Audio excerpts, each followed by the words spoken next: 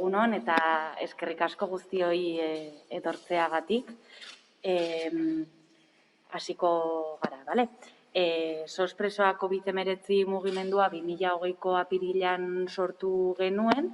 Momentu horretan, Salaketa Nafarroa, Altsasu gurasoak, Sare Herritarra eta Etxerate osatuta. Gero Altsasuko gurasoen kolektiboa bere ibilbidea eten zuenez, gelditu gara aurreko hirurak. Eta pandemiaren harira espetxeetan egiten ari zen kudeaketari buruz, kudeaketa salatzeko antolatu ginen. Geroztik mobilizazio eta dokumentu ezberdinak aurrera atera ditugu, eta batez ere espetxetako idazkaritza nagusiak egindako kudeaketa salatzeko, eta bai Iruñeko espetxea, nafartarreak diren pertsonen egoera eta Nafarroan errotuta dauden presoen egoera salatzeko, eta une oro presoen eskubideak errespetatzen dituen neurriak eskatzen. Orduan, gaur hemen bildu gara, komentatzeko nola doan egoera eta auditoria bat egiteko egoerari buruz, eta orduan horretarako baditugu APDH-ko pertsona bat, Sidekobiko beste bat, eta Salaketa Nafarroako beste bat, orain aurkeztuko ditugunak. Decía que gracias a todas por venir, que hoy estamos poquicas pero suficientes para hablar sobre la gestión de la crisis sanitaria en prisión. Desde el colectivo de SOS presoa COVID-19, que surgió en abril del 2020, y desde entonces hemos venido reivindicando y denunciando la situación de las prisiones, sobre todo la de la situación de Pamplona, la de las personas presas navarras y personas con arraigo en Navarra. Y desde abril del 2020 hasta aquí hemos hecho diferentes movilizaciones, hemos sacado diferentes documentos y hoy nos hemos juntado para hacer una auditoría de la gestión sanitaria. Para ello tenemos el gran placer de escuchar a Fran Fernández de la PDHA, coordinador de cárceles de esta entidad, José Navarro del Sidecobi, que es el Sistema de Registro y Comunicación para la Protección de la Violencia Institucional, y a Yune San Millán de Salaketa Nafarroa. Entonces, cuando queráis. Vale, pues millones de gracias por la invitación y por virtual, entonces va a servir este encuentro para despersonalizarnos a muchas. Gracias doblemente. Me voy a ocupar en mi intervención de hacer un análisis, más bien una descripción de cómo han reaccionado a la COVID-19 las organizaciones internacionales en primer lugar, en segundo lugar los estados de la Unión Europea y en un tercer momento la Administración General del Estado, para dejar a mis compañeros de mesa libre el terreno para hacer un análisis más crítico de cómo han sido realmente implementadas esas recomendaciones o medidas que desde los diferentes organismos se aconsejaron. Empezando por el principio, es decir, por el inicio de la pandemia, una de las primeras organizaciones que se pronunció respecto a la COVID-19 fue la Organización Mundial de la Salud, como esperar, emitiendo una serie de recomendaciones, una guía general a principios de marzo de 2020. Pero la principal, digamos, el pistoletazo de salida propiamente con lo que fue después el arco de medidas que han manejado todos los estados y que va a ser, creo yo, el principal elemento de discusión, lo dio la comisaria de Derechos Humanos de Naciones Unidas, Michelle Bachelet. En su intervención del 25 de marzo, lo que dijo Michelle fueron básicamente dos cosas. Que ante la COVID-19, por un lado, había que comenzar a excarcelar a las personas que se encontraban privadas de libertad de forma urgente, especialmente aquellas que se encuentran en una situación que tiene un estado de salud que pone en riesgo el contagio por el COVID, es decir, que el contagio del COVID puede implicar mayores riesgos por las dolencias que sufren. Y en segundo lugar, planteaba también la posibilidad de restringir derechos, es decir, blindar, que fue la palabra que dio la Secretaría General de Instituciones Penitenciarias, blindar los centros penitenciarios, es decir, restringir derechos de las personas presas. Estas dos medidas, con diferentes modulaciones, es lo que la mayor parte de los estados han adoptado, aunque con distinta intensidad y con, como digo, distintos matices. A raíz de esta declaración, distintas organizaciones internacionales, como el Subcomité para la Prevención de la Tortura, la sucursal regional de la Organización Mundial de la Salud en Europa, el Comité para la Prevención de la Tortura, el Parlamento Europeo incluso, y me dejo fuera mogollón de otras organizaciones, emitieron declaraciones sobre qué es lo que había que hacer dentro de los centros penitenciarios para prevenir los efectos de la COVID-19. Todas estas recomendaciones están recogidas en el excelente trabajo que ha hecho el Observatorio, del que forma parte José, en los informes que han ido sacando. Hay uno específicamente que son las recomendaciones que han emitido las distintas organizaciones internacionales.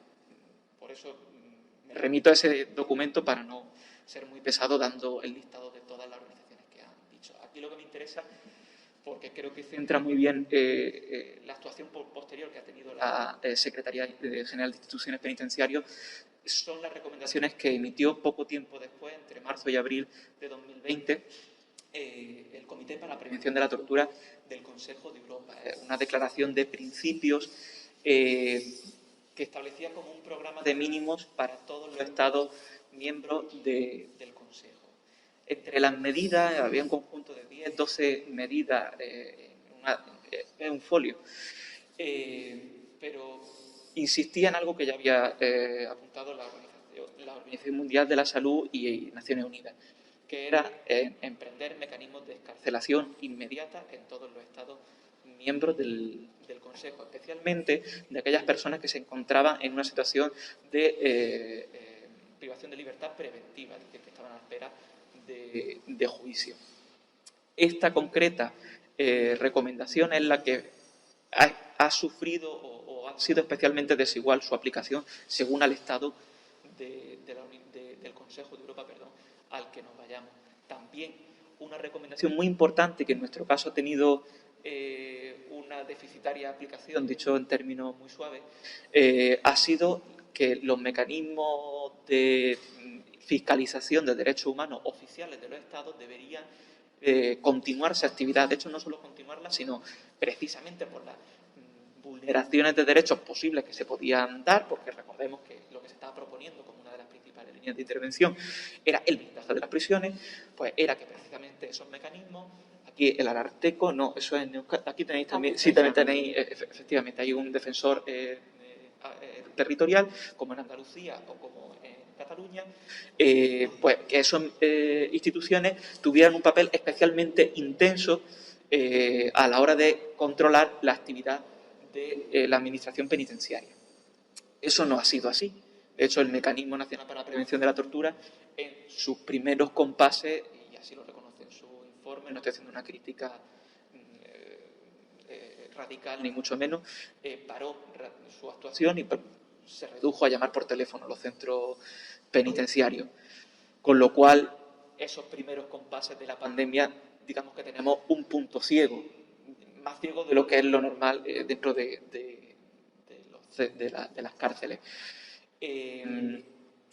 Otras medidas que recogía esa declaración de principio, reforzar el personal sanitario. Es una cuestión, diría, patológica, el estado deficitario en el que se encuentra la mayor parte de las plantillas de todos los centros penitenciarios del Estado, tanto los que están adscritos a Cataluña, aunque es verdad que Cataluña tiene una situación mejor que la del resto del Estado, o Euskadi también tiene una situación mejor, por ejemplo, que la que tenemos en Andalucía, por tirar un poco al terreno del que vengo, donde prácticamente todas las plantillas están diezmadas e incluso instituciones penitenciarias, la Secretaría General de Instituciones Penitenciarias ha tenido que empezar a convocar bolsas de trabajo para prisión sin requerir el MIR, es decir, la especialidad de asistencia, lo que ya en términos solo formales, independientemente del contenido de la atención sanitaria que se brinde dentro de prisión, es un desigual trato para el resto de la población. Esto tiene matices, pero en términos generales se puede afirmar eso. Esto en cuanto a las medidas adoptadas por el Consejo de Europa. Me dejo un mogollón por fuera. En cuanto a la Unión Europea, que fue otro de los organismos a nivel regional que también ha emitido una serie de recomendaciones. El principal problema que encontramos ahí es que las recomendaciones de la Unión, o mejor dicho, la intervención de la Unión Europea en este punto ha sido, dicho también con mucha misericordia, de coordinación entre los Estados, pero traducido en román paladino, es que la Unión Europea ha creado una página web a través de Europris donde ha ido recopilando las distintas actuaciones que han hecho los Estados miembros. Poco más. Emitió también alguna resolución en el Parlamento Europeo, pero sin carácter vinculante. ¿Por qué? Entre otras cosas porque no tienen competencia para legislar en esta materia en el plano regional. Con lo cual, bueno, antes de terminar, de acabar aterrizar en el plano estatal, un par de datos. Todo esto, todos los datos que voy a dar, voy a intentar terminar un PowerPoint que creía que iba a tener hecho hoy, para que fuera mucho más fácil seguir el asunto, pero no me ha dado tiempo. De todas formas, lo terminaré y se lo pasaré a las compañeras de Salaqueta para que lo puedan subir a la página web y que esté toda la información y todos los datos que estoy dando disponibles para quien quiera utilizarlo, quien quiera criticarlo, para lo que sea. Antes de entrar en el plano estatal, como decía, dos datos. En el continente europeo, no en la Unión Europea, en el ámbito del Consejo de Europa, que es superior en cuanto al número de países que implica, había en el año 2020 en torno a 11... perdón, me iba a pasar, iba a hablar del ámbito regional, mundial. Había en torno a 500.000 de personas privadas de libertad. 550.000. En el ámbito de la Administración General del Estado, incluyendo a Cataluña, estaba en torno a las 58, 59.000 personas, creo. Se situaba a finales e inicios de 2020. Prácticamente al final del primer estado de alarma duro, es decir, en septiembre de 2020, me refiero al primer estado de alarma duro no solo en el Estado español, sino respecto a todos los países de la región europea. La población había disminuido un 6% a partir, y aquí hay una discusión importante, de las medidas de excarcelación que se habían adoptado. ¿Cómo se distribuye, primera pregunta que habría que hacerse, esta disminución de la población privada de libertad? Había en torno a 500.000 de personas y en septiembre de 2020 la cifra ronda las 143.000. Es decir, se había producido un descenso de unas 150.000 personas en apenas un año y medio. Es muchísimo. Quiero decir, no había un descenso tan brusco desde hacía décadas como tendencia general en todo el continente. Claro, Turquía hizo un proceso de descarcelación limitado, pero lo hizo de 114.000 personas. Con lo cual, claro, en el momento en que... por eso decía que cuando hablamos del continente europeo es importante saber que no estamos hablando solo de la Unión Europea, sino que hablamos del ámbito del Consejo y que, por tanto, contamos con Turquía, que tiene una población privada de libertad, junto con Rusia, enorme, y con lo cual el proceso de descarcelación que emprendió Turquía sube muchísimo la cota de excarcelaciones. Pero, en general, el porcentaje de excarcelaciones que se produjeron en ese periodo es correlativo con el que se produjo también a nivel mundial. A nivel mundial, todos estos datos que os doy son totalmente provisionales, son muy precarios por la dificultad que tiene el propio Comité y con las divergencias que hay a la hora de decidir en los diferentes estados qué es o qué no es una medida de excarcelación. Pero, en términos muy generales, a nivel mundial, contamos en 2020 con una población de 11,5 millones de personas y se produjo una descarcelación de unas 600, 700.000 personas en la previsión más conservadora. La mayor parte de personas que se han dedicado a estudiar esto hablan de en torno a 1.200.000. De nuevo, en torno a un 6% de la población mundial. El continente europeo y la población privada de libertad a nivel mundial más o menos han seguido una línea de descarcelación pareja. Existe una tendencia, digamos, correlativa con los datos con los que contamos a día de hoy, que hay que cogerlos con varios puñados de sal. Con estos membretes aterrizamos en el Estado español y voy terminando para no hacerme muy pesado. ¿Cómo reacciona la Administración General del Estado frente a la COVID? Pues básicamente en el primer momento se decanta por ese primer conjunto de medidas de las que habló Michelle Bachelet en la declaración que he comentado hace un momento, y es por la restricción de derechos, como decía antes, por el blindaje total de las prisiones. ¿Cómo se ha concretado ese blindaje? Seguro que muchas y muchos ya lo sabéis. Pues primero con la interrupción de todas las comunicaciones, vis-a-vis, locutorios, familiares, con la interrupción de las concesiones de permiso extraordinarias, ordinarias, con la interrupción de los programas de tratamiento, con la interrupción de las visitas por parte de las letradas y los letrados del turno de oficio de los SOA, y con la inclusión, mucho antes de que se dictara, o semana antes de que se dictara el estado de alarma, de medidas de confinamiento que son, en su aplicación práctica, un régimen de aislamiento. Es decir, un aislamiento en celda normalmente de 14 días. No me meto aquí porque yo creo que va a hablar del asunto, así que solo menciono y no digo las consecuencias de esto ni hago ninguna crítica, solo describo el panorama normativo. Ese fue el primer conjunto de medidas, y ante eso pues las organizaciones sociales, que es lo que ahora contará José, pues empezamos a desarrollar una serie de acciones o de peticiones a distintas administraciones. En segundo lugar, la Secretaría General de Instituciones Penitenciarias intentó compensar, como hicieron también otros estados europeos, esas restricciones de derechos con aumento de las llamadas ordinarias y con la dispensación de teléfonos móviles, algo que hasta entonces había estado prohibido dentro de los centros penitenciarios. Comienza a abrirse pasos que, en mi opinión, rápidamente, me parece una medida excelente que no deberíamos perder, aunque tampoco debería sustituir a la presencialidad, es decir, no debería sustituirse una videollamada por la visita, por ejemplo, de la abogada que te corresponde del turno de oficio.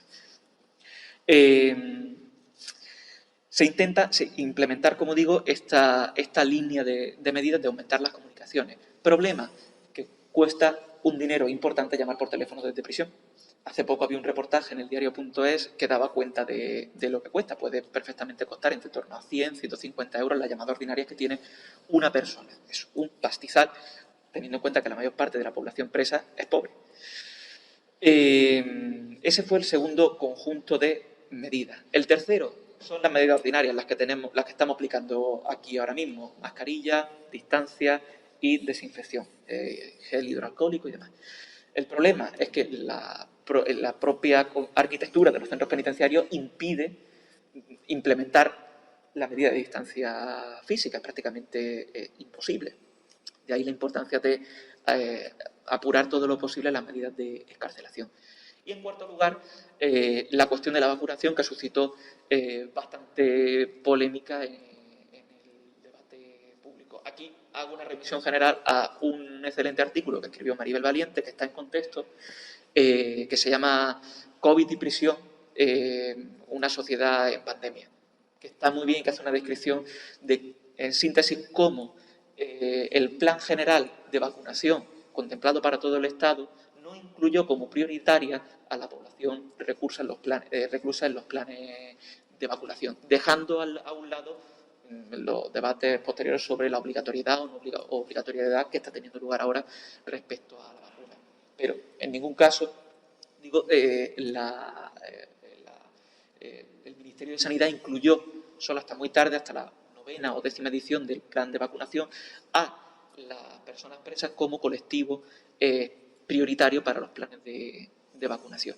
Hay un quinto tipo de medida que ha pasado mucho más desapercibida, pero que me parece que la consecuencia es igual de tremenda que la restricción de derechos tan severa que han sufrido las personas presas, que tiene que ver con la propuesta legislativa que hizo el Consejo General del Poder Judicial en pleno estado de alarma, en el estado de alarma de verdad, duro, el del primer estado, que es la supresión o la yugulación de la posibilidad de presentar recursos ante las resoluciones de los juzgados de vigilancia penitenciaria, es decir, con la posibilidad de plantear un recurso a la Audiencia Provincial y después al Tribunal Supremo. Esta es una cuestión de jurista, pero que es muy importante a la hora de que una persona presa pueda hacer valer sus derechos frente a un tribunal. Si sumamos el blindaje de las prisiones más la imposibilidad de presentar un recurso ante una instancia superior porque se queda como única instancia el juez de vigilancia penitenciaria, lo que tenemos es que la persona puede estar sufriendo vulneraciones de derechos que no puedan ser revisadas por un organismo superior. Eso a día de hoy ha ocurrido y ha pasado totalmente desapercibido y, sin embargo, es una decisión tremenda que afecta, por supuesto, al derecho a la tutela judicial efectiva de todas las personas privadas de libertad. Cierro ya con una idea. Todas estas restricciones de derechos deberían haber implicado dos tipos de reflexiones que me parece que no están muy presentes en la arena pública y por parte de las organizaciones sociales. Y aquí tenemos, desde APDH ya tendríamos que entonar un mea culpa. Por un lado, no se han compensado todas las restricciones de derechos que han sufrido las personas privadas de libertad. La prisión se ha reducido a lo que realmente es, a encerrar a gente y tenerla ahí el mayor tiempo posible apartada de la sociedad, cuando, en virtud del artículo 25 de la Constitución, uno de los fines primordiales de la pena privativa de libertad es resocializar a la persona, con todas las críticas que este tipo de esquemas suscita. Sin embargo, es el que tenemos y a partir del que tenemos se debe plantear esta cuestión. ¿Debe la Administración General del Estado compensar las pérdidas de permiso, las interrupciones de las comunicaciones vis a vis que a día de hoy continúa, la aplicación de regímenes de aislamiento extremadamente severos, las interrupciones de los programas de tratamiento, todo ese tipo de suspensiones que han reducido la prisión a un encierro, ¿deben ser compensados? La respuesta es sí. Pero ¿cómo se hace eso? Ese debate es fundamental y ya vamos tarde, y sobre todo va tarde las administraciones públicas. En segundo lugar, hemos asistido a un proceso, a una tendencia de desescarcelación enorme, sin precedentes prácticamente en la última década, por necesidad, y no se explica muy bien si porque realmente se han implementado medidas de escarcelación o si porque es que como se interrumpió el funcionamiento de los juzgados de instrucción y de ejecutorias, pues claro, la gente no entraba a prisión, no es que no saliera, sino que no entraba. Pero bueno, más allá de eso, se ha producido un descenso de la población reclusa. Respecto al Estado español tenemos que irnos 20 años atrás, inicios de este siglo, para encontrar unas cifras similares a las actuales. Todas las organizaciones internacionales, hasta la fecha, han insistido en que no se debe revertir el proceso iniciado, es decir, el proceso de descarcelación. Y uno de los mayores riesgos ante los que tenemos ahora es ese, es decir, que hayamos vivido dentro de todas las limitaciones y todas las críticas que ha tenido la situación de la COVID dentro de prisión, pero que vivamos un efecto rebote, que la nueva normalidad sea la vieja normalidad conocida. Creo que deberíamos insistir en la idea de que la nueva normalidad, y lo digo de forma muy socialdemócrata, debe ser algo así como un New Deal penitenciario. Es decir, la gente ha salido de prisión en España en torno a 3.000 o 4.000 personas y no ha pasado nada.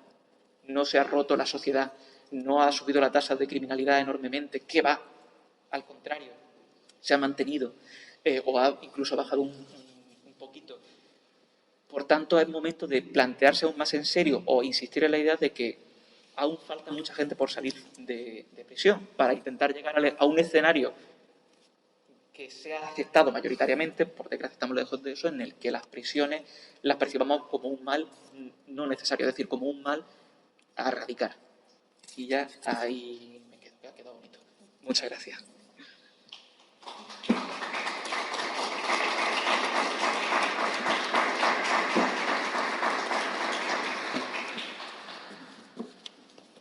Muy buenas, bueno, yo soy José del Sirecovi de la Universidad de Barcelona.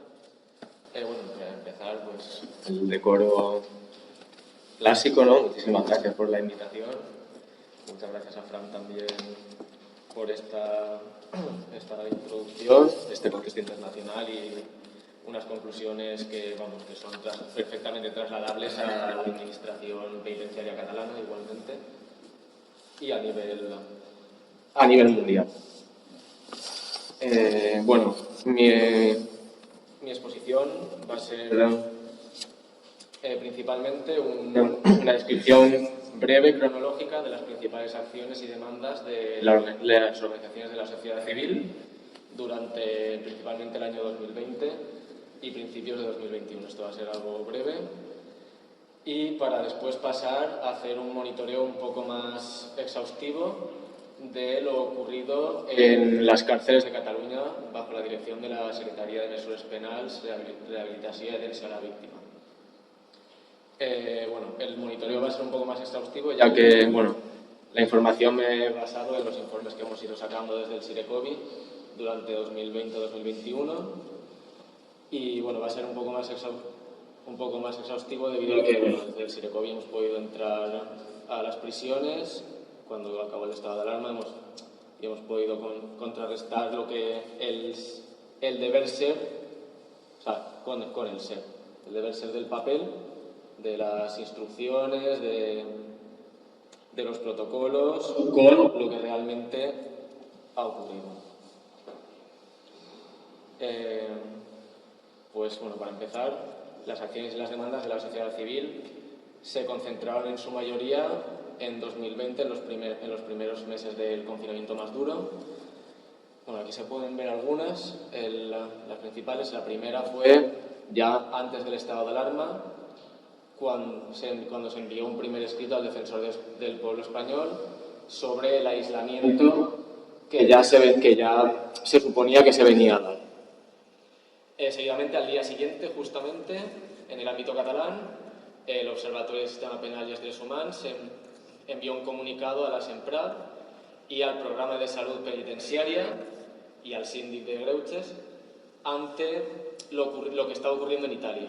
En Italia se produjeron motines, hubo muertos debido a las medidas de confinamiento. Entonces, ante todo este contexto, desde el observatorio enviamos unos escritos pidiendo que tuvieran cuidado con las medidas de aislamiento ante lo que había pasado en el estado vecino. Ya entrado el estado de alarma, la PDHA empezó realizando un comunicado que yo personalmente se podría decir que ha sido el más importante por el volumen de organizaciones que se han sumado, en las que han llegado a ser más de 70 organizaciones y colectivos de la sociedad, tanto de la sociedad civil, grupos de asociaciones de familias, incluso grupos de apoyo, grupos autónomos que no están registrados en el registro de asociaciones de manera informal. Seguidamente, en pleno ya estado de alarma, el 18 de marzo de 2020, se enviaron desde las organizaciones de la sociedad civil europeas, se enviaron diversos comunicados a la Organización Mundial de Salud y al Consejo de Europa advirtiendo de todo el aislamiento que se estaba llevando a cabo. Pocos días después, todo esto en marzo, estamos hablando de un mes muy intenso, evidentemente de mucho confinamiento y también de mucho de no saber qué va a pasar después, de mucha incertidumbre. El 23 de marzo, organizaciones de derechos humanos se dirigieron a la Comisión de Libertades Civiles, al Parlamento Europeo, al Defensor del Pueblo Español y al Mecanismo Nacional de Prevención del Tortura, incluso al Congreso de los Diputados. Ya en abril se emitió una iniciativa para la excarcelación de los preventivos a consecuencia de la negativa por parte de fiscales y jueces de darles la libertad a la población preventiva, siendo que amparándose evidentemente en el derecho a la presunción de inocencia. Ya seguimos en marzo, ya se envió un escrito ya en el ámbito de la Dirección General de la Secretaría General de Instituciones Penitenciarias, se envió un escrito al Ministerio y a diferentes organizaciones supranacionales diciendo que la Secretaría General de Instituciones Penitenciarias no estaba cumpliendo con las recomendaciones de la OMS. Evidentemente sí que estaba cumpliendo con las de aislamiento, pero no estaba cumpliendo con la de mantenimiento de comunicaciones, incluso con protocolos higiénicos. el 23 de abril se vuelve a enviar un segundo escrito al Ministerio del Interior, un escrito para la comisión de comparecencia.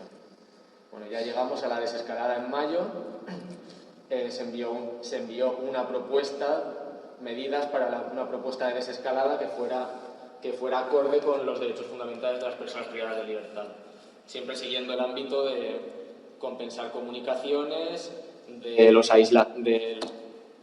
que los aislamientos no afectaran a los derechos más fundamentales. Y ya de aquí saltamos, pasamos el verano 2020 y ya nos dirigimos como en plena segunda oleada. Evidentemente ya bajan los contagios durante el verano, ¿no? Volvieron a subir después del verano y evidentemente las medidas se volvieron a recrudecer. Ante este recrudecimiento de las medidas se envió otro escrito a las instituciones políticas para que revisaran las condiciones del confinamiento, una vez más. Siempre en esta medida y a raíz de solo los confinamientos y además la necesidad de excarcelar continuamente y de vaciar las prisiones, para evitar el hacinamiento, para asegurar el derecho a una salud digna, etc. Y con esto llegamos ya a mitad de noviembre y ante el segundo estado de alarma, en el que se prohibieron también en la sociedad fuera de los muros, se limitó muchísimo, mejor dicho, el movimiento entre comunidades, entre zonas, incluso entre zonas perimetrales. Ante este nuevo confinamiento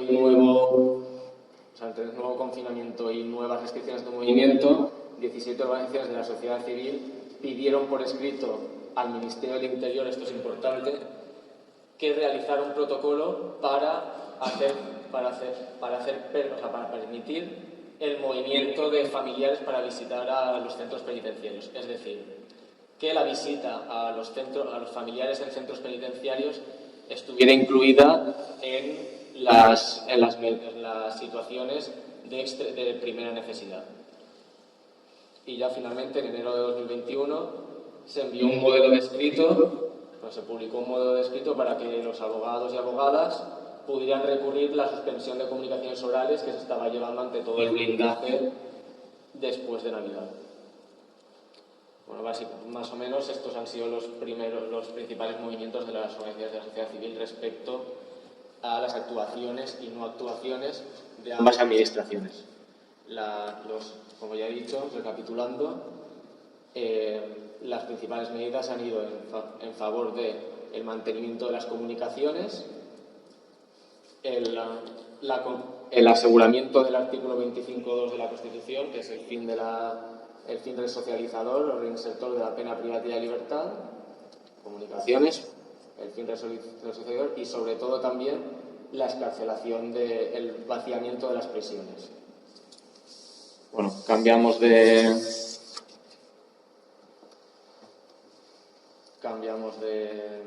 tema ya y vamos a ir a hacer al monitoreo sobre las medidas adoptadas por la SEMPRA. Principalmente las medidas catalogadas de sanitarias, por decirlo así, se han basado en los confinamientos. Bueno, como ya bien ha dicho Fran anteriormente, más o menos las medidas han sido las mismas en las dos administraciones con pequeñas diferencias. Bueno, anteriormente a las medidas. Cabe decir que el sistema penitenciario, la administración penitenciaria catalana tiene ciertas diferencias, ¿no?, con el Estado español, con la Administración General del Estado, y es que, el sistema penitenciario catalán pertenece a la Consejería de Justicia y no al Ministerio del Interior, como pertenece los centros penitenciarios de la Administración General del Estado.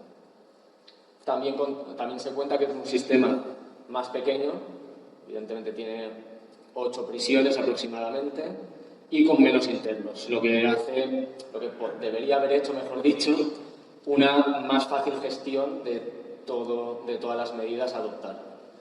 Y finalmente, y esto ya lo ha dicho Fran anteriormente y también se comparte ahora mismo con las cárceles de Navarra y Euskadi, que es que las competencias sanitarias están transferidas al sistema público de salud.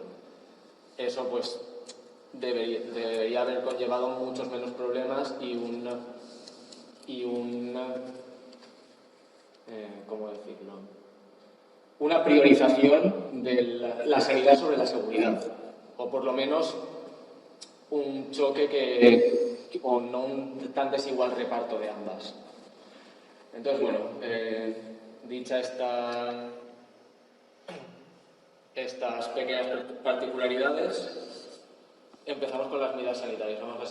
Voy a hacer más o menos un eje, o sea, cronológicamente, de las sanitarias, comunicaciones, tema de derecho de acceso a la justicia, el aspecto de la reinserción y finalmente el vaciamiento de prisiones o las excarcelaciones.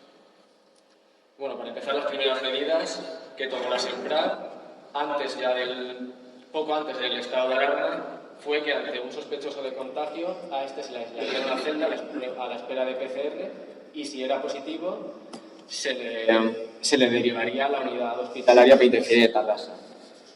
A la vez, se empezó a hacer un seguimiento de las personas vulnerables y las personas mayores de 65, aislándolas en módulos distintos. Bueno, llegado ya el primer estado de alarma,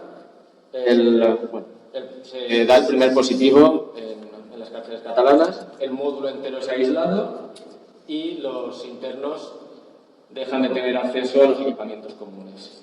Empieza el reparto, por decirlo así, ¿no? El reparto de mascarillas. El problema es que en este primer reparto las mascarillas eran de tela y una pequeña, que esto luego fue denunciado por los sindicatos, se repartieron mascarillas caducadas. Esto fue denunciado por los sindicatos penitenciarios y el Tribunal Superior de Justicia de Cataluña obligó finalmente a realizar un reparto de EPIs y de mascarillas quirúrgicas. Esto volveremos a ello después porque el auto no se cumple hasta final de año prácticamente. Bueno, llega abril con falta de material sanitario y en abril mismo ya se colapsa la unidad hospitalaria penitenciaria de Terrassa y se habilita la segunda planta de la enfermería del Centro Penitenciario de Brians II para módulo como enfermería COVID. La UHPT, la unidad hospitalaria penitenciaria de Terrassa, contaba con 36 camas a las que se añaden 22 más de la enfermería de Brians II. Además se plantea completamente insuficiente, como veremos después, y se plantea la apertura de un hospital de campaña en Quatre Camins, hecho que al final no se produce. Casi que incluso mejor, porque en esos meses se registraron desde el teléfono del Sirecovi insalubridad en el módulo 4 de Quatre Camins y ya a principio de abril ya empiezan a registrarse las primeras quejas y las primeras denuncias sobre las duras condiciones de aislamiento en los centros penitenciarios. Estamos hablando de 30 horas seguidas de celda, de 30 minutos únicamente para salir al patio, ducharse e ir al economato, etc. Esto en el periodo de confinamiento duro, por decirlo así, el primer confinamiento de marzo a mayo de 2020. En el desconfinamiento, bueno, ya como que la SEMPRAD, ¿no? En esta primera etapa había ido como un poco a rebufo, un poco situación reactiva más que proactiva, y bueno, llega el desconfinamiento y la SEMPRAD publica el documento llamado Plan de Acción para la Transición del Confinamiento por el COVID en los centros penitenciarios. Es un documento bastante detallado en el que, bueno, está dividido en fases y hay protocolos y distintos protocolos bastante detallados según la región sanitaria. Además, esto también ocurre en la Dirección General, pero en la SAGIP se deja realmente la aplicación concreta a los directivos de cada prisión. Esto, en principio, podría ser decir, bueno, evidentemente no, claro, mejor que la gente que está allí en el mismo centro no lo va a gestionar desde la oficina. Pero claro, es un arma de doble filo.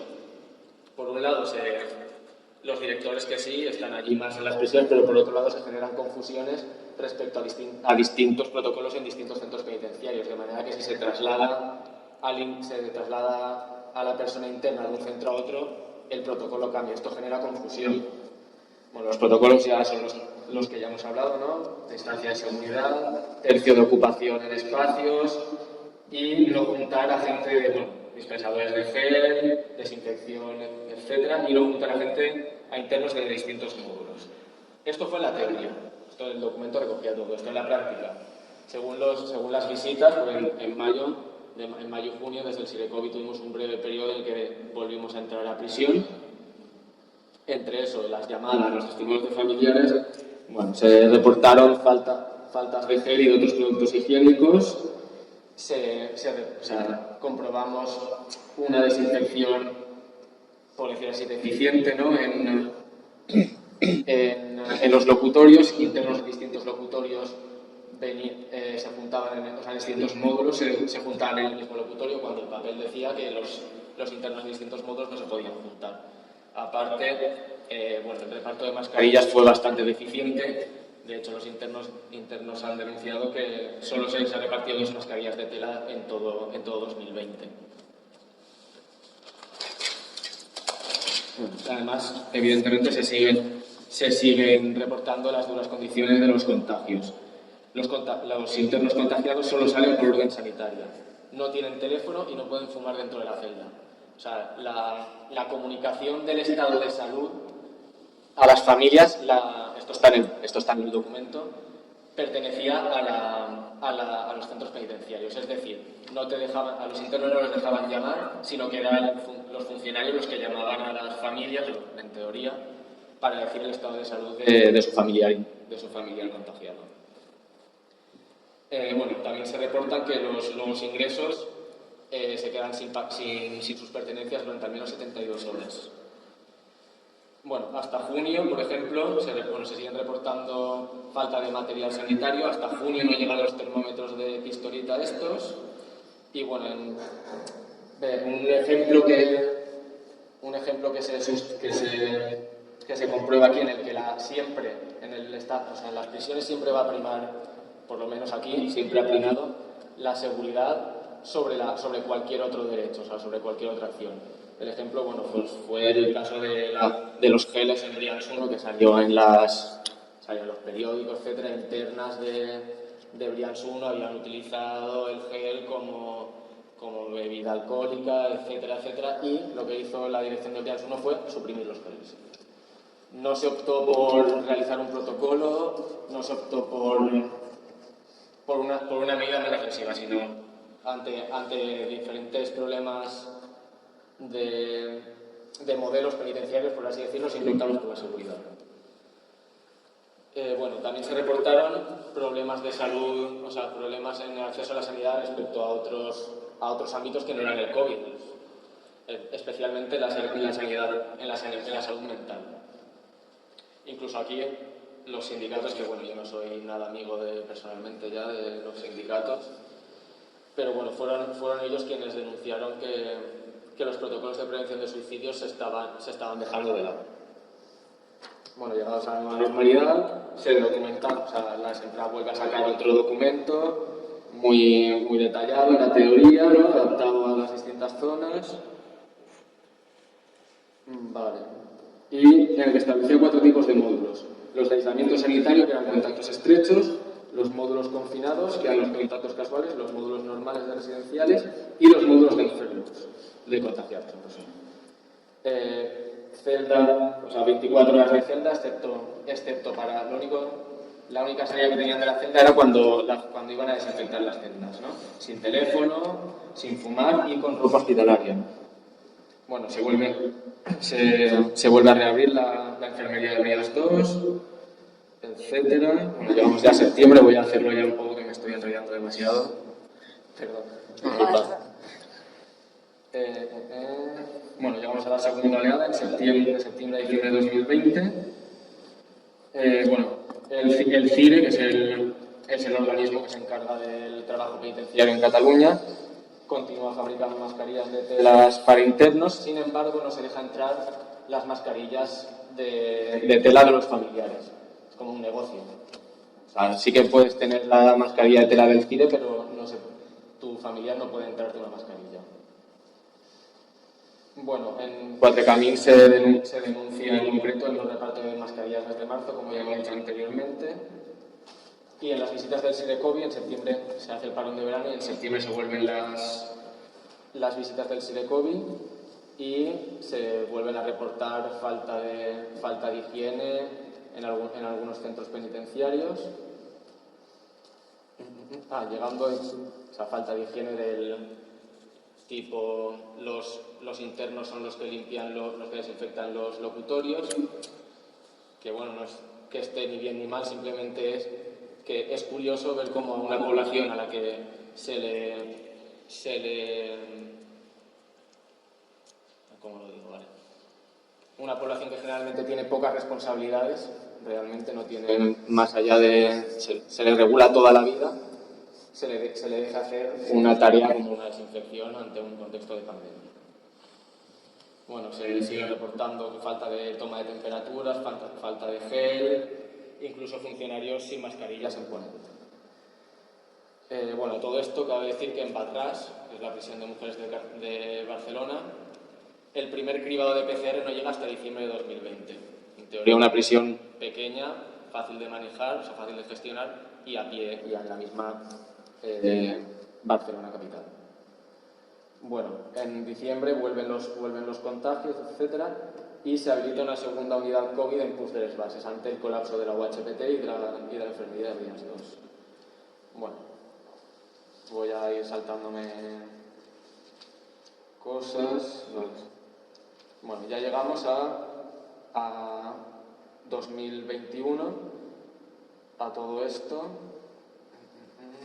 Bueno, se siguen reportando faltas de gel, falta de toma de temperatura, etc.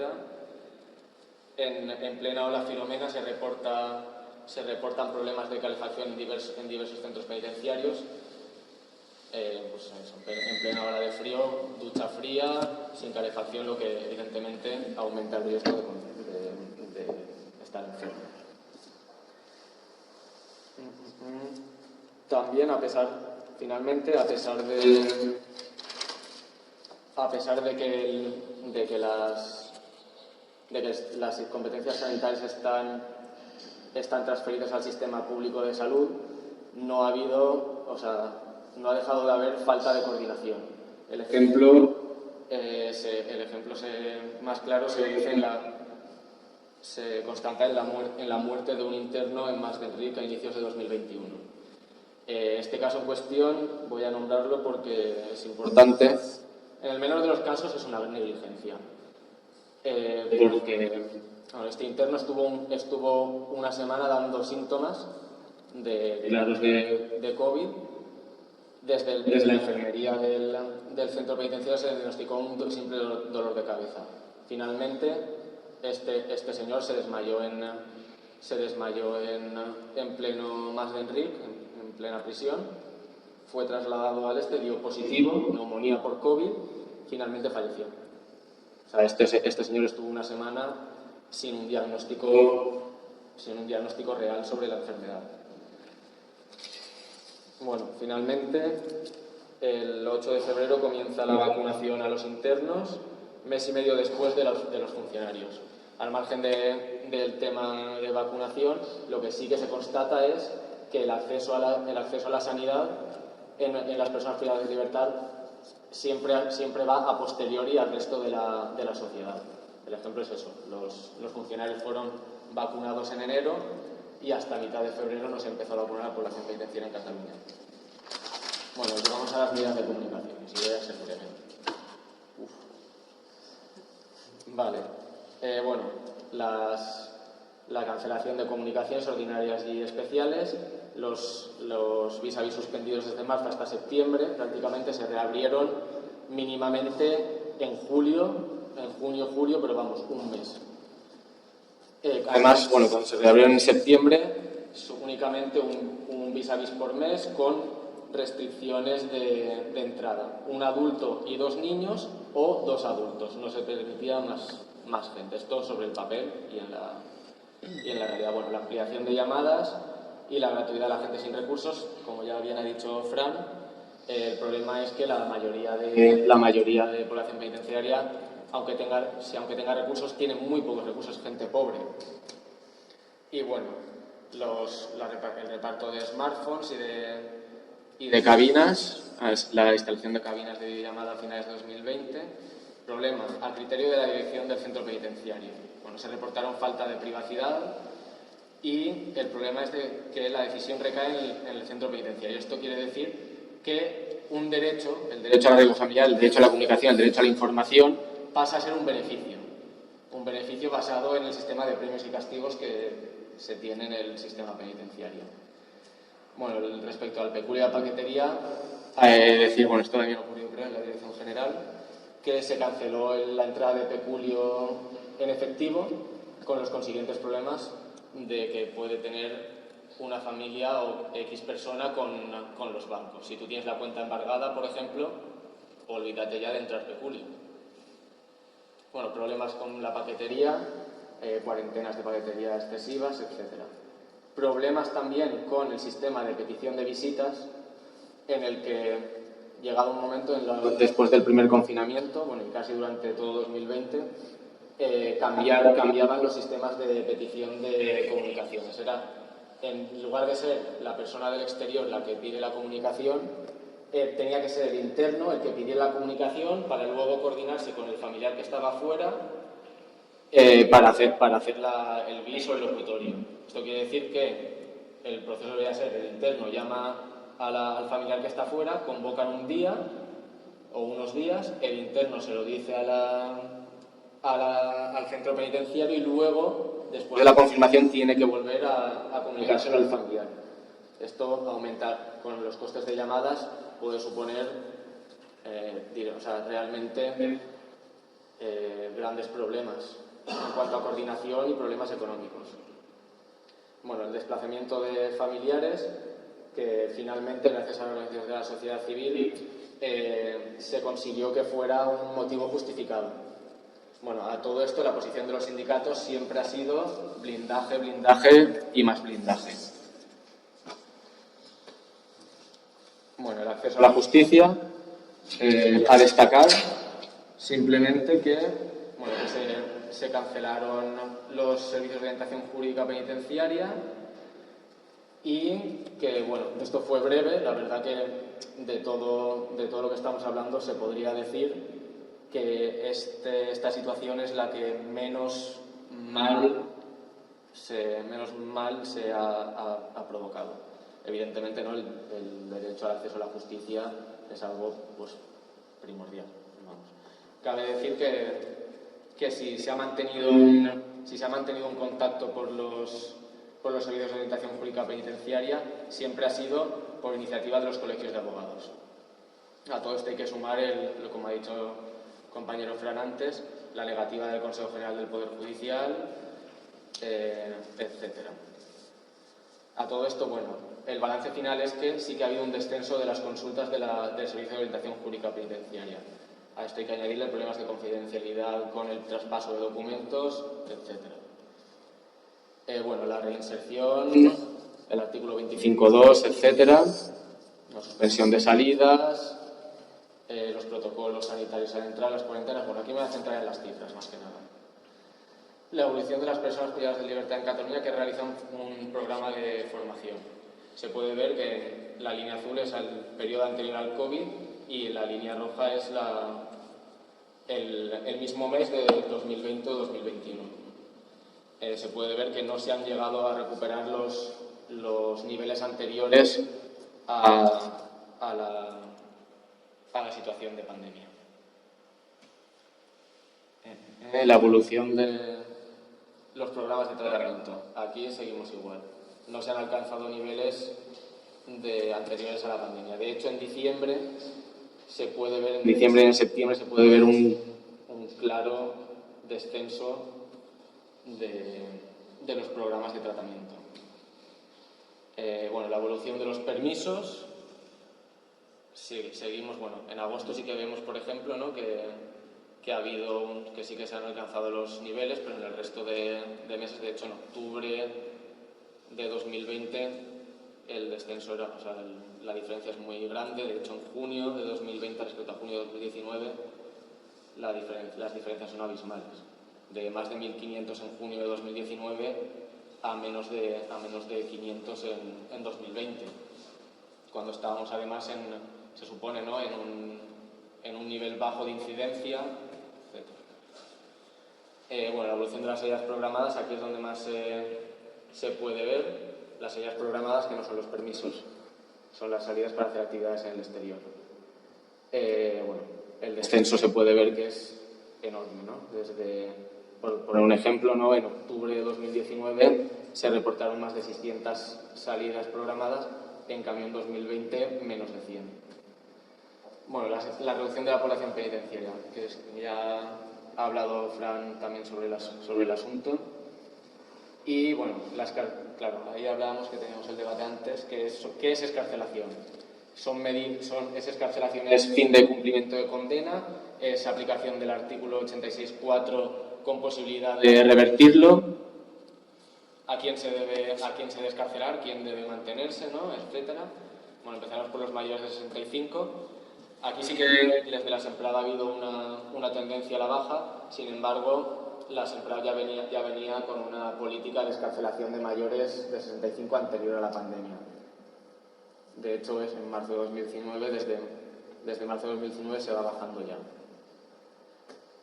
La evolución de las progresiones a tercer grado.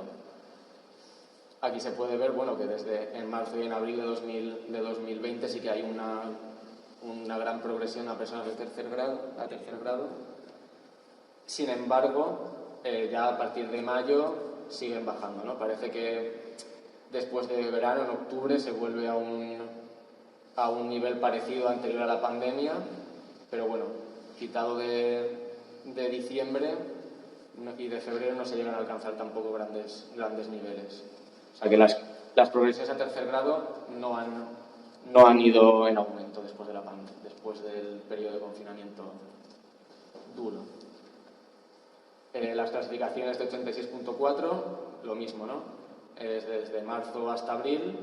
Marzo y abril del confinamiento sí que se produjeron muchas, sin embargo después el descenso es bastante grande. Aquí sí, no solo el descenso es grande, sino que además se producen un montón de revocaciones en junio y julio. Aquí entramos ya al debate que otra vez que decíamos anteriormente de qué es excarcelar. ¿Es darle la libertad a alguien para luego, después de X tiempo, volvérsela a arrebatar? Aquí parece que sí. Bueno, tal como se ve, en junio y en julio se revocan hasta 120, casi 140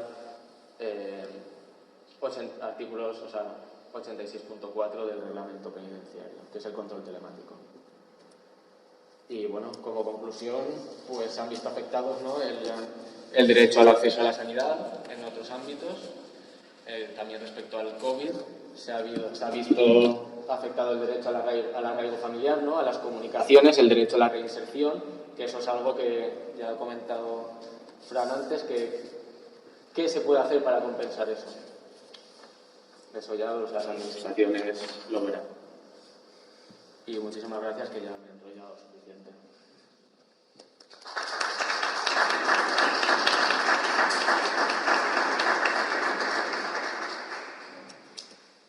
Bueno, hola a todas y a todos, a todes. Yo soy Yunes, de Saraqueta, y es que a los dos por venir, a la iniciativa Sospresoac COVID-19 por organizar esto, ¿no? Y bueno, la parte en la que yo me voy a centrar es sobre todo el aislamiento como medida sanitaria, ¿no? Entonces, bueno, como ya se ha dicho, la cárcel básicamente lo que ha optado ha sido por aislar no solo las prisiones del exterior, sino aplicar el aislamiento penitenciario a las personas presas ante la menor duda de contagio o posibilidad de contagio.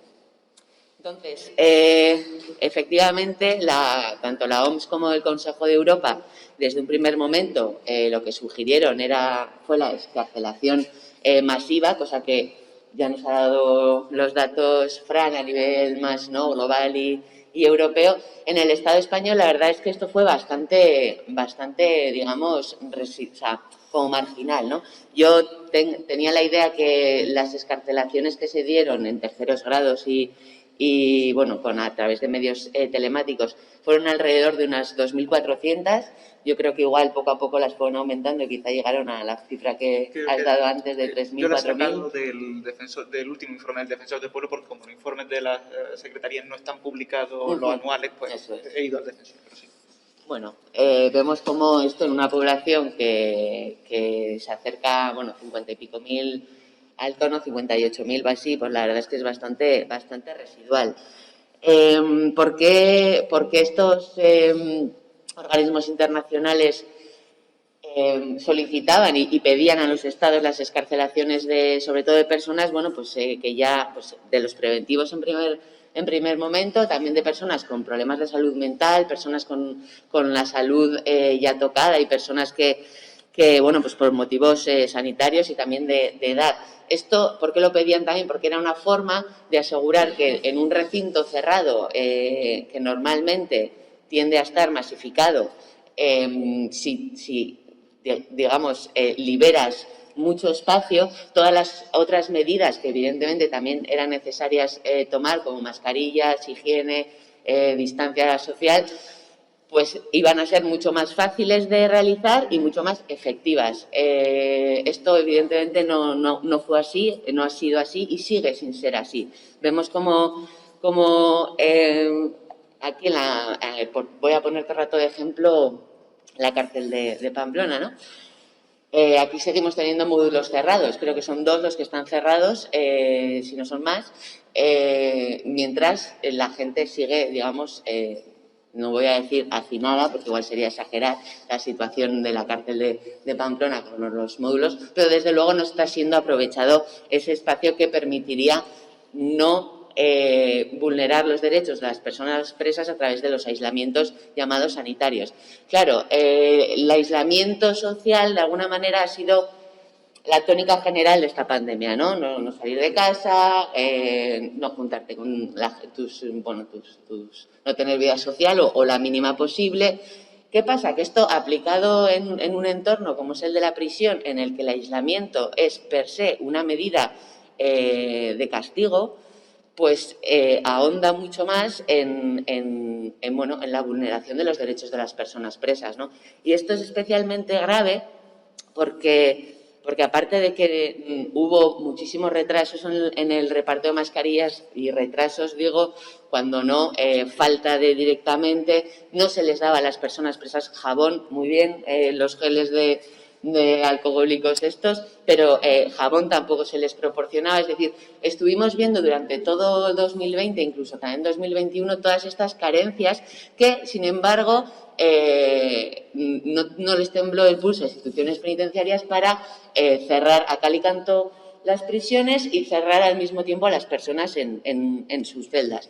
Estos aislamientos no eran sanitarios, es decir, no estabas en un entorno, en la mayor parte de los casos no estás en un entorno que sea sanitario, sino que estás o bien en tu propia celda o quizás en otras celdas habilitadas para ello, celdas que no tienen las condiciones necesarias para que ese aislamiento, en todo caso de ser sanitario, hubiera sido mínimamente razonable, ¿no?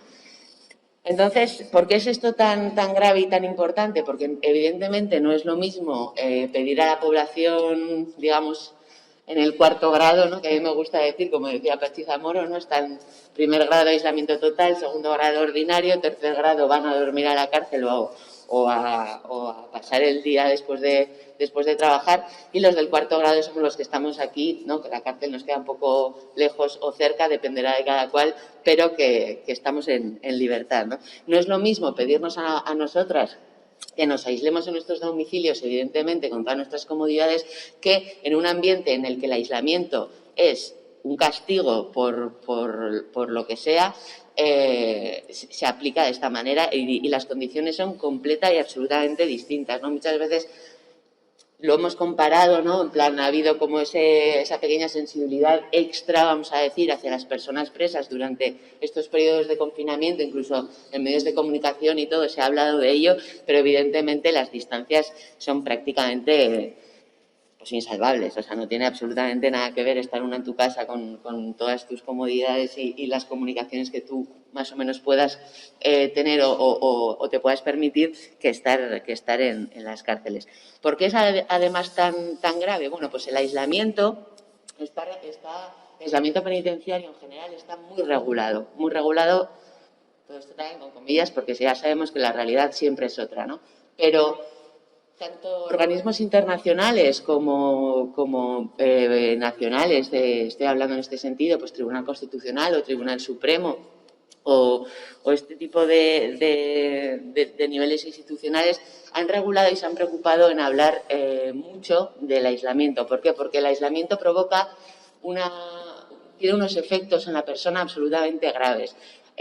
No me quiero extender dando muchos datos, pero bueno, por ejemplo, o sea, me voy a centrar, por ejemplo, en las reglas mínimas para el tratamiento del recluso de la ONU, que se llaman las reglas Mandela. Aquí habla de la absoluta necesidad de que un médico acuda todas las veces que sea necesario a revisar la salud de las personas que están siendo aisladas. ¿Por qué? Porque se sabe científicamente, se sabe empíricamente y se sabe de todas las maneras que el aislamiento provoca una serie de problemas muy serios, tanto físicos como somáticos, es decir, se pierde sensibilidad auditiva, visual, se genera y se tiene también la posibilidad de generar muchos trastornos mentales. El aislamiento en una persona tiene unas consecuencias especialmente graves y por eso todos estos convenios y reglas internacionales e incluso nacionales intentan, vamos a decir, ¿cómo lo digo? Intentan, digamos, poner los medios para que, digamos, no se vaya de madre. No se vaya de madre, y es decir, porque, claro, somos supuestamente sociedades avanzadas y desarrolladas y con gran sentimiento humano, entonces no podemos permitir, entre otras cosas, como bien dicen otro tipo este tipo de normativas internacionales, pues que las penas se basen en tratos inhumanos, crueles y degradantes. El aislamiento, yo pienso que por definición es un trato inhumano y es un trato cruel y desde luego puede ser muy degradante, ¿no? Esto intentan a través pues, las distintas normas internacionales, bueno, pues contenerlo a través de visitas médicas prácticamente de todos los días, a través de que las condiciones, aunque sea en aislamiento, sean unas condiciones mínimamente dignas, que tengan en cuenta ventilación, que tengan en cuenta luz, que tengan en cuenta la higiene, la comida, también la conservación de las instalaciones, porque evidentemente no es lo mismo estar en una celda que se parece más a un cuchitril que estar en un cuarto de verdad. También el estado de la salud, el tiempo que se somete a la persona a este estado de aislamiento y, cómo no, también incluso la sociabilidad. Todas las normativas internacionales hablan, incluso la propia legislación penitenciaria del Estado español, aunque luego no se cumpla, hablan de que tiene que haber un mínimo de entre 3 y 4 horas al día donde la persona que, aunque esté aislada, ya sea por aislamiento sanitario, entiendo yo, o por castigo, esta persona tenga contacto con otras personas, porque si no, sinceramente, a los días, y cada vez, según van pasando los días, estos riesgos se van aumentando, pues van ocurriendo, ¿no? Por eso también está regulado en el Estado español, según el reglamento penitenciario, no se puede tener a una persona más de 42 días por sanción, digamos, de aislamiento, 42 días. Luego está, claro, los primeros grados, que evidentemente esos se tiran 42 días y años, si se hace falta. Entonces, todo esto es importante destacarlo porque tiene muchas afecciones. Es decir, cuando hablamos de aislamiento sanitario en las prisiones, parece que no lo vestimos con estas palabras y parece que se justifica, pero estamos olvidando que ha habido un montón de medidas que las instituciones penitenciarias se han negado a adoptar. ¿Por qué? Porque requieren, evidentemente, humanidad, requieren interés y también requieren, pues probablemente, más recursos y más organización interna, ¿no? Cosas que, en general, las instituciones penitenciarias no puede presumir de ellas. Entonces, bueno, especialmente grave es el tema de personas que ya tienen un trastorno o algún tipo de problema de salud mental previo. no se ha tenido en cuenta para nada en este tipo de aislamientos sanitarios cuál es la condición previa de esa persona, si tiene problemas físicos, si tiene problemas mentales. No ha habido ningún tipo ni de estudio ni de prevención en este sentido y se ha aplicado de manera, digamos, pues para todo el mundo, ¿no? De la misma manera, sin tener en cuenta la situación previa. De la misma manera, ya en el 2017 hubo una resolución del Parlamento Europeo pidiendo a los Estados que se desarrollaran planes de acción nacional para la prevención del suicidio dentro de las prisiones y esto, pues, bueno, vemos como ya nos han comentado los compañeros que aparte de no hacerse debidamente, porque el sistema de prevención de suicidios de instituciones penitenciarias deja muchísimo que desear, vemos además que directamente muchas veces se ha abandonado y desde luego no se ha reforzado en unos momentos que si aquí la sociedad, repito, en el 4º grado vemos cómo ha tenido grandes afectaciones a la salud mental, imaginemos en personas que ya están en una situación de vulnerabilidad, ya que están encerradas y tienen sus derechos ya muy limitados, pues tampoco ha habido ningún tipo de especial cuidado o tener esto en cuenta. El aislamiento, por todo ello, es una medida que si además se le añade presión psicológica, muchas veces está caracterizado también por instituciones internacionales, en este caso como la CPT y los redactores especiales de la ONU contra la tortura, están clasificados directamente de tortura. Yo no sé hasta qué punto, evidentemente, esta presión psicológica hace referencia a una presión personal por algún motivo en concreto con la persona presa y aislada en ese momento. Pero, evidentemente, el nivel de angustia y el nivel de estrés que una persona presa, aislada en la cárcel, con posibilidad o no de estar infectada o no de COVID, desde luego este sentimiento, pues yo no sé si se le podría tildar de tortura por negligencia, pero desde luego es un tema bastante importante. Todos estos casos excepcionales no se han tenido en cuenta y yo creo que es especialmente grave porque se han ido aplicando durante estos 2 años de forma masiva. Hay que pensar que, bueno, hubiera estado bien por mi parte, ya me disculparéis, haber hecho un pequeño PowerPoint, pero no soy muy dada a este tipo de herramientas. Digo porque visualmente yo me lo he tenido que hacer un poco así en modo analógico para verlo de una forma, porque es muy, vamos a decir que de forma visual se ve mejor, ¿no? Aunque parezca una redundancia. Pero si nos imaginamos una línea que fuera desde febrero de 2020, donde salió las primeras, no sale la palabra. La primera orden de la Secretaría General de Instituciones Penitenciarias. Efectivamente, la misma salió a finales de febrero de 2020. Si imaginamos una línea que va de febrero de 2020 a la actualidad, vemos cómo en esos 24 meses ha habido 20 meses en los que las personas presas han tenido prohibido, o sea, no han tenido opción a los vis-a-vis. ¿Esto qué significa? Significa que no has tenido opción a que en un momento de estrés, no solo personal por tu situación en prisión, sino, digamos, social por la situación pandémica, no has tenido opción a darte un abrazo con tus seres queridos.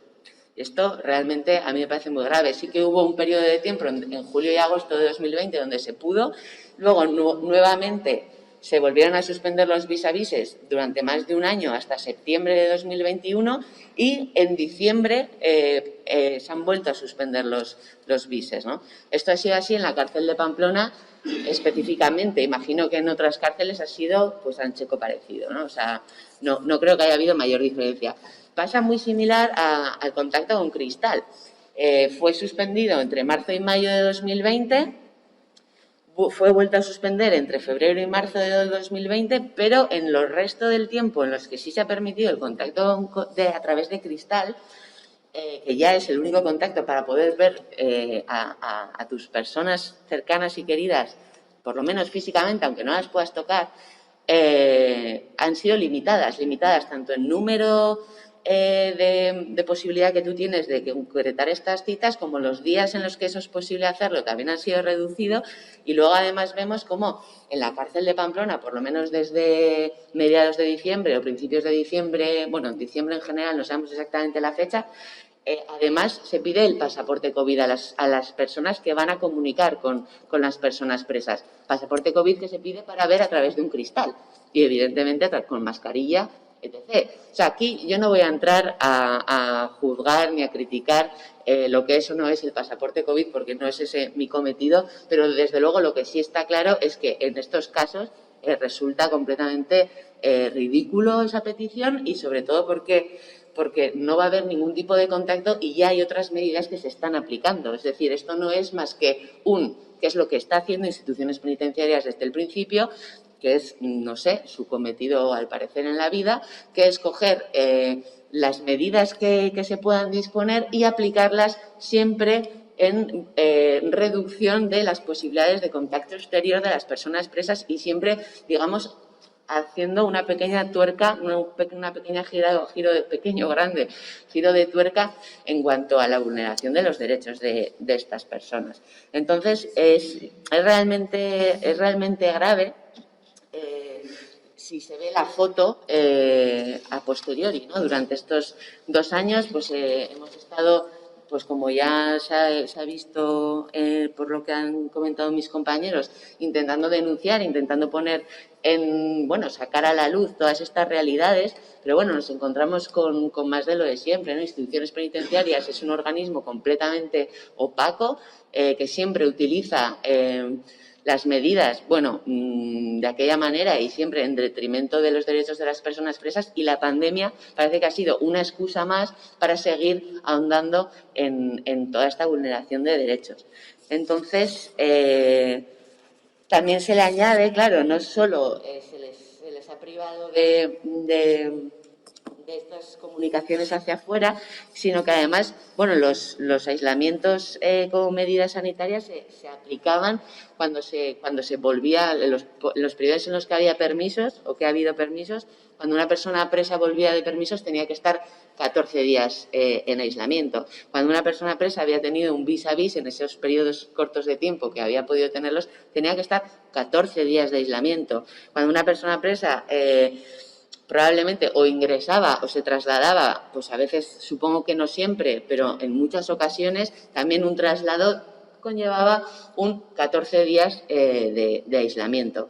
Esto después, una vez entrada la posibilidad de vacunación, las personas presas vacunadas han visto reducidas estos 14 días, que a veces han llegado a ser, a veces han sido 10, a veces han sido 14, a veces han sido 16. Las personas vacunadas han visto esto reducido en 5 días.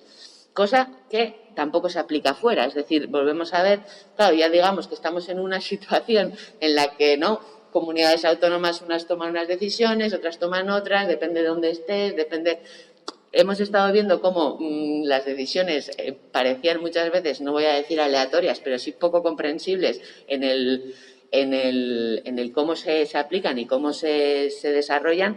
En las prisiones es más de lo mismo, ¿no? O sea, y además hay que pensar en que todas estas medidas que se toman no se toman teniendo, digamos, algún cuidado o deferencia hacia las personas hacia las que se toman, sino que, por ejemplo, ahora, el 9 de diciembre, que volvieron a ser suspendidas los vis a vis en la cárcel de Pamplona, se les comunicó con un papel en el tablón de anuncios de los módulos diciendo que ese mismo día, además, el mismo 9 de diciembre, apareció el papel diciendo que se suspendían, sin decir ni hasta cuándo, ni con qué criterios, ni si se van a establecer otras medidas. Entonces, evidentemente, una persona que haya entrado en prisión, digamos, por ejemplo, qué sé yo, en 2019, 2018, y haya tenido una condena que esté todavía hasta hoy, se ha tenido que vivir una realidad en el que el nivel de crisis, el nivel de ansiedad, el nivel de vulneración de derechos y el nivel de aislamiento personal que han tenido que sufrir, sobre todo además sin actividades, o sea, con muy pocas actividades, muy pocos permisos, muy poco. Es decir, esto realmente es muy grave y realmente yo no sé si se puede, como decíais antes, si se puede, digamos, devolverles de alguna forma a todas estas vulneraciones de derechos. Yo creo que estamos asistiendo a un... yo no sé si es por negligencia, comodidad o por qué motivo, pero desde luego instituciones penitenciarias y el Ministerio del Interior en este caso, y estoy refiriéndome todo el rato, pero bueno, de la misma manera hacia las cárceles catalanas con sus responsables, es responsable de una vulneración de derechos muy grave. Yo pienso hacia estas 50 y pico mil personas. Y ya para terminar, bueno, pues también decir que para actividades, para visitas, digamos, de profesionales externos y para trabajadores externos de prisión, también se está empezando también, aparte de que durante muchos periodos también esto se fueron suspendidos, estamos asistiendo ahora como también se está solicitando el pasaporte COVID.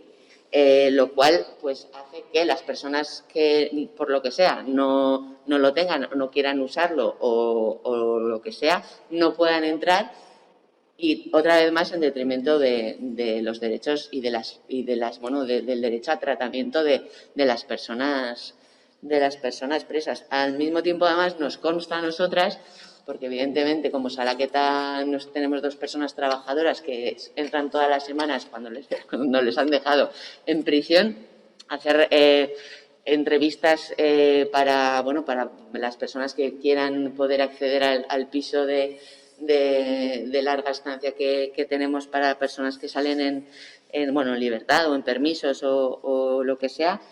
Vemos que a nuestras trabajadoras, por ejemplo, sí se les ha exigido, cuando a otras trabajadoras de otras organizaciones no se ha hecho. Entonces, una vez más, vemos cómo la norma es aplicada arbitrariamente, que es lo que en general ya sabemos que define a las prisiones, ¿no? La arbitrariedad en la aplicación de la norma. Entonces, bueno, yo creo que con esto termino y así no me alargo mucho y ya está. Muchas gracias. Si cualquier duda, pregunta, comentario que me queráis hacer a mí, a todas las participantes de esta mesa, estaremos encantadas.